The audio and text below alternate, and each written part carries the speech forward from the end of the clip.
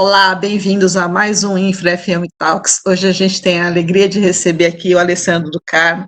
O Alessandro ele já está há mais de 20 anos aí na CBRE. Atualmente ele é diretor de operações, cuidando de properties e building consulting.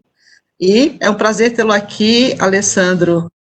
Seja bem-vindo. Obrigado, Lé.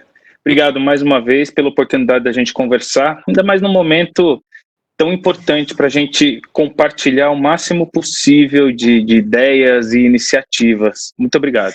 Imagina, que bom. Só que até para o nosso internauta entender um pouquinho, se bem que eu sei que já conhece a CB, né? Mas eu queria que você desse para a gente aí um panorama, né, do tamanho das operações da CB no Brasil e no mundo, né? Para que as pessoas possam ter uma ideia um pouquinho aí do porte da companhia. A CB é uma empresa muito grande, a gente tem capital aberto nos Estados Unidos e, para você ter uma ideia, se a gente falar só em administração de empreendimentos, condomínios, edifícios, no mundo todo são mais de 250 milhões de metros quadrados administrados. No Brasil, a gente fica aí mais ou menos com 1,5 milhão de metros quadrados em edifícios e 1 milhão de metros quadrados em imóveis logísticos, galpões. A gente tem mais de 100 mil funcionários atuando em mais de 100 países. No Brasil são 1.500 funcionários que a gente tem à frente dessa operação em todas as linhas de negócio, não só na área de administração, né? E uma ordem de grandeza para ver, aliás, o impacto de tudo isso que a gente está conversando. A gente fez umas estimativas aqui no Brasil e a gente chegou a um número aproximado de 300 mil pessoas por dia nos edifícios que a gente administra. Então, é um número bem significativo, isso entre população fixa, mais visitantes, é um número bem significativo no momento em que a gente não pode ter contato, não pode ter aglomerações, não pode ter multidões. Então esse é o plano de fundo de tudo que a gente vai conversar e de tudo que a gente está passando, né? Tá certo. E exatamente você ser uma companhia multinacional, né, que está em vários países, eu queria que você contasse para a gente se vocês estão tendo intercâmbio de experiências exatamente em função desse momento que, assim, acho que a maioria de nós, pelo menos aí da nossa geração, não tinha vivido acho que nada parecido com isso, né? E eu imagino que vocês devam trocar muitas informações, se você pode compartilhar alguma coisa com a gente aqui e que faz parte hoje da estratégia de trabalho de vocês. Você sabe que a gente sempre teve contato com o pessoal dos Estados Unidos, onde é a matriz da empresa, e sempre existiu lá uma área de gerenciamento de crises, que graças a Deus a gente nunca precisou usar e nunca tinha precisado interagir com eles, mas sabia que existia. Só que nesse momento isso virou vital para a gente, porque essa área dos Estados Unidos, que é um comitê de crise, eles têm conseguido reunir tudo que está acontecendo no mundo todo em relação a essa pandemia, tudo que funciona, tudo que não funciona, e eles têm conseguido alimentar todos os países com essas diretrizes todas, e para frente eu vou falar um pouquinho mais disso para você, porque eu acho importante, mas esse suporte deles tem sido vital para a gente. Então eles conseguem reunir tudo que está acontecendo, e nisso, se é que pode-se dizer que é uma vantagem o fato do Brasil estar atrás da China, dos Estados Unidos e Europa em relação aos eventos de contaminação, pico de curvas de contaminação e tudo mais, mas a vantagem nossa de estar atrás deles é que eles passam antes da gente por todos esses eventos, eles testam o que funciona, o que não funciona, e a gente já recebe aqui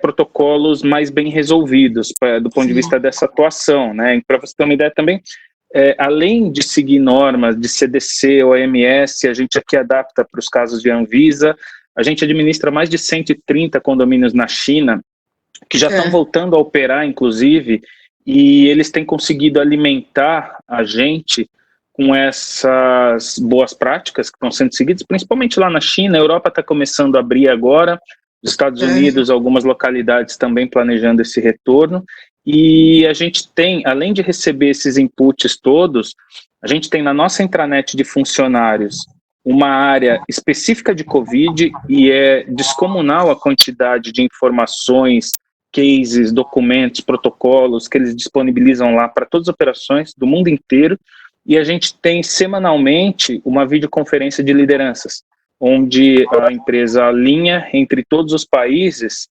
todas essas metodologias de trabalho em relação a esse vírus e essa contaminação. Então, está sendo uma interação muito legal e muito eficiente no mundo inteiro. Está sendo bem legal isso. Uhum. E assim, em relação à gestão dos edifícios corporativos aqui no Brasil, né, quais são as principais rotinas aí que vocês tiveram quando a gente pensa em limpeza, em segurança, em manutenção dessas edificações? Isso é uma pergunta bem legal, porque quando já haviam casos na China, como eu comentei antes, o Brasil estava começando a viver, meados de fevereiro, aquela expectativa de que a pandemia chegaria aqui. E ela chegou. E quando ela chegou, eu vi que tinha muita gente que foi pego de surpresa, e foi um momento em que a gente recebeu, meados de março, um primeiro protocolo bem pesado da empresa, que era um protocolo de práticas para gestão de instalações perante o Covid. E esse protocolo, ele, além de nos ensinar a lidar com uma pandemia dentro de um empreendimento, dentro de um condomínio, dentro de uma edificação, ele estabelece, isso está válido até hoje, mas ele estabelece níveis de serviço diferentes de acordo com a criticidade em que cada condomínio se encaixa. Então, por exemplo, a gente tem o nível 1, que é o nível de operação antes de fevereiro, que não se falava em pandemia e a vida segue normalmente. É o nível de serviço que a gente está acostumado. O nível 2 é um nível de preocupação elevada. Então, a gente ainda não tem casos nesse tipo de... Quando você enquadra um condomínio como nível 2, mas a gente já implementa algumas coisas a mais em relação ao nível de serviço, até chegar no nível 4, que é quando você tem, de fato, um caso confirmado no condomínio, e aí todos os níveis de serviço são ainda mais rigorosos, principalmente em relação à limpeza, sanificação, troca de filtros de ar-condicionado, produtos específicos de limpeza, implemento de rotinas adicionais. Então, a gente consegue tirar a subjetividade de o gestor predial definir, junto com o síndico e junto com o conselho, o que se entende por bem naquele momento. A gente consegue trazer um embasamento e uma sugestão de como lidar com esses níveis de serviço em função da contaminação. Houve um segundo protocolo que a gente recebeu posterior a esse primeiro, em que mesmo antes dos governos sugerirem esse isolamento, muitas empresas já começaram a adotar o home office, e com isso os prédios começaram a ficar desocupados. A gente teve e continua tendo aí os condomínios operando com 5, 10, 15% de ocupação, via de regra. Tivemos um único condomínio que fechou completamente, mas foi um único condomínio. E com isso, a gente recebeu toda essa recomendação sobre como preparar os condomínios para operar com as ocupações reduzidas. Reduções de custo de condomínio, reprogramação de sistemas prediais, reprogramação de elevadores, horários de ar-condicionado, andares ocupados, andares desocupados. Então foi um trabalho bem extenso, bem técnico para a gente otimizar. A gente conseguiu reduções de custo de condomínio aí da ordem de 50% em alguns casos, mas a gente conseguiu o mais importante, que era garantir que mesmo com uma ocupação reduzida, que acontece até hoje, a gente teria uma segurança na operação dos condomínios e não simplesmente abandonar os condomínios numa situação de fragilidade. E a gente está nesse exato momento lidando com o terceiro protocolo, que é o oposto do segundo. Nesse terceiro protocolo, a gente está a partir de um protocolo maior, que eu comentei no início, ou seja, a empresa elaborou um protocolo maior para o retorno a essas operações dos condomínios. Esse protocolo foi feito com base em recomendações do CDC, da OMS e desses condomínios todos na China, que a gente já vem operando num ritmo de retomada. A gente recebeu isso aqui no Brasil, traduziu, adaptou para a nossa realidade, incluiu recomendações de Anvisa, decretos governamentais específicos, e a partir disso, cada um dos condomínios desenvolveu o seu protocolo de retorno específico para as operações. Então, com tudo isso, a gente tem a certeza de que a gente está cuidando de todos os aspectos que estejam sob a nossa responsabilidade para garantir que no momento que os locatários decidirem voltar num ritmo normal ou com uma ocupação reduzida ainda para o condomínio não vai ser um problema para eles poderem voltar a operar. A gente está tomando todas essas medidas, é um trabalho bem extenso, um trabalho bem denso, mas pensando naquele número de 300 mil pessoas por dia circulando nos condomínios, a gente tem obrigação de fazer um trabalho super detalhado em relação a isso. Essa é a interação toda que a gente vem tendo com todos os países, né? Tá, e com esse retorno, assim, você tem observado os clientes, como cada um tem um protocolo também diferente, né? Alguns têm pedido algum tipo de vistoria de equipamentos ou alguma coisa semelhante assim?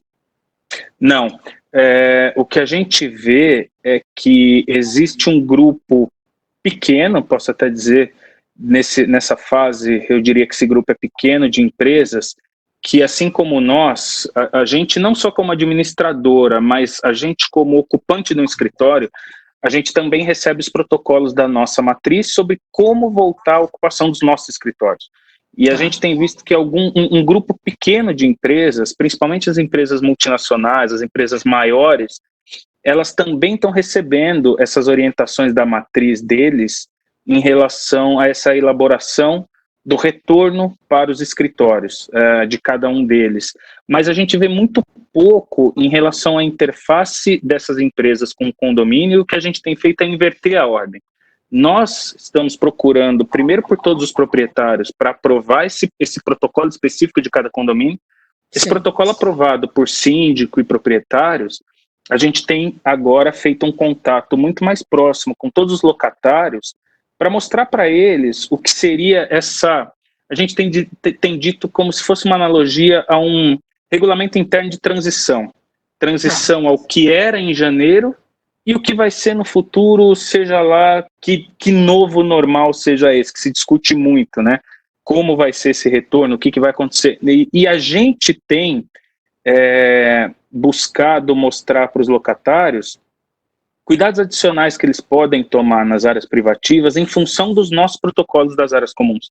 Então, a gente tem fomentado essas discussões mais técnicas em relação a equipamentos, sistemas. O ar-condicionado, ele vira vital nessa situação toda, porque a chave do negócio é o isolamento e a troca de ar. Então, com isolamento, você vem com todas as rotinas de limpeza, com todo o estabelecimento desses níveis de serviço de limpeza, e quando a gente fala de troca de ar, o ar-condicionado, ele é figura principal nisso tudo, né? Então, a gente tem buscado pelos locatários para mostrar que tipos e que níveis de serviço eles podem adotar nas áreas privativas também. Alessandro, qual que é a visão da CBRE Brasil em relação à retomada das atividades, né, comerciais nos condomínios e como vocês podem auxiliar os locatários para que essa retomada seja mais tranquila possível, embora você já tenha falado bastante disso, né? Mas que você reforçasse mais essa mensagem. Você sabe que tem muita coisa por trás disso, né? Então, em função de tudo que eu falei para você até agora, de todos esses protocolos super rigorosos, super criteriosos de níveis de serviço, procedimentos, essa regulamentação toda, a gente acaba muito focado nas áreas comuns dos condomínios como um todo. Mas o que a gente tem visto é que existe uma necessidade dos locatários, quando a gente começa a discutir, e a gente tem sentido isso, esse momento de retorno, porque a gente não pode ser pego de surpresa no momento em que os locatários decidirem voltar para os condomínios. A gente não pode simplesmente contar que amanhã a gente vai ter um condomínio com 5 mil pessoas e a gente não tomou os cuidados devidos antes. Então a gente está tomando esses cuidados. E quando a gente começa a conversar com os locatários, a gente percebe que muitos deles são carentes em relação a essa organização do retorno por parte deles, locatários, não por parte do condomínio. Então, o que a gente tem feito é estender para esses locatários uma possibilidade de que a gente possa auxiliar a confecção desse plano de ocupação e de retorno para os escritórios deles, levando como base os mesmos critérios e protocolos que a gente tem estabelecido nas áreas comuns dos condomínios. Então, a gente consegue hoje, a partir de uma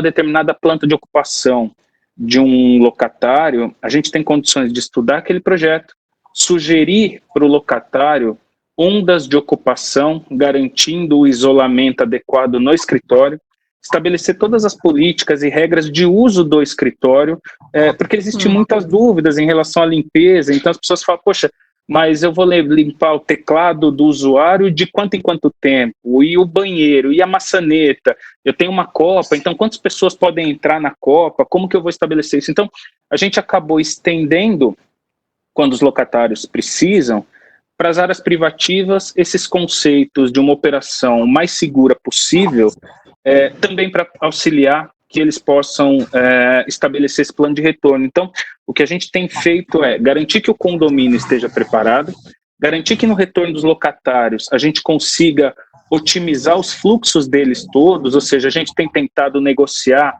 horários de entrada, horários de almoço e horários de saída dos diferentes locatários em cada onda dessa de ocupação para a gente otimizar o fluxo de pessoas nas áreas comuns. Serviços de entrega têm sido cruciais, elevador, ar-condicionado, como eu falei, e agora esse último pilar que faltava, que é essa possibilidade da gente conciliar também o plano de ocupação e de operação dos escritórios com o plano de ocupação e operação do condomínio. Então, a gente consegue fechar o ciclo e garantir, não que não vá haver uma contaminação, porque seria uma utopia pensar nisso, sim, mas que a gente está fazendo o máximo para diminuir a possibilidade de que isso aconteça. É bom você colocar isso, porque acho que fica claro, né, a importância de facilities e properties, né, de ser um trabalho em conjunto, né, e não um trabalho separado. Acho que foi bastante produtivo você colocar isso para a gente não esquecer dessa informação. Exatamente. Bom, Alessandro, o que eu queria que agora fosse possível, assim, você conhece parte dos nossos internautas, são facilities, são properties, são contratantes, a gente tem um misto aí de profissionais que é a nossa audiência. Se você tivesse que dar uma mensagem para eles nesse momento agora que estamos vivendo, né, qual seria a sua mensagem, qual seriam os seus insights, apesar que você deu vários, né, quais seriam os seus insights aí para compartilhar também com os nossos internautas? Tem algumas coisas importantes para a gente dizer, né? A primeira de tudo, e até porque é o que a gente diz na empresa, é que nesse momento, não só o Property Manager, mas o Facility Manager, ou seja, o gestor de um empreendimento, o gestor de um escritório, a gente enxerga essas pessoas hoje na linha de frente. É óbvio que não é um médico que está numa UTI lidando com um paciente contaminado, mas vale a analogia, porque muitos de nós estamos conseguindo ficar em casa, se preservar a família, mas a gente também tem tomado um cuidado absurdamente alto com as nossas equipes que ainda vão aos empreendimentos, em horários escalonados, em turnos escalonados. Então a gente sabe o quanto é importante todo o suporte que a gente possa dar, não só para os nossos funcionários, mas para todo mundo que atua nesse segmento. Não só o Facility Manager, o Property Manager, mas todo mundo envolvido nessa cadeia, ou seja, existe uma infinidade de pessoas de limpeza, segurança, manutenção e todo mundo que mantém os empreendimentos funcionando, que estão saindo de casa, estão se expondo. Então, eu acho que a resiliência é uma palavra-chave para todos esses funcionários, para toda essa cadeia dessa indústria, é vital. A gente vai passar por uma evolução, é inevitável que a gente atinja, como eu falei um pouquinho antes, o novo normal. Tem muita especulação em torno disso e, na verdade, ninguém sabe o que vai ser esse novo normal, mas todo mundo especula que não vai mais ter contato, as empresas vão fazer home office, não vão fazer home office, quantos por cento vão voltar, como vão funcionar os elevadores e a limpeza, enfim, alguma coisa vai acontecer e eu acho que o profissional desse mercado, nesse momento, tem que estar muito atento a isso. É o momento de devorar a informação. Tem muito oportunista divulgando informação nesse momento, como é de se esperar até, mas é o momento de estar muito atento a tudo que está acontecendo, novas tecnologias, porque a gente tem que estar pronto, inclusive, para lidar com elas e para aconselhar os clientes. Os níveis de serviço, certamente, eles vão ser cada vez mais altos, porque a partir do momento em que a gente voltar para um ritmo normal, ou que voltar a utilizar esses condomínios, esses empreendimentos, dificilmente os nossos hábitos vão ser os mesmos. Então, os próprios usuários desses empreendimentos, eles vão exigir, talvez até inconscientemente, que o empreendimento passe a sensação de seguro, passe a sensação de anseio, passe a sensação de que todos os cuidados estão sendo tomados. Então, independente do que vai acontecer, é muito claro na minha cabeça que os níveis normais de serviço vão mudar no futuro, certamente.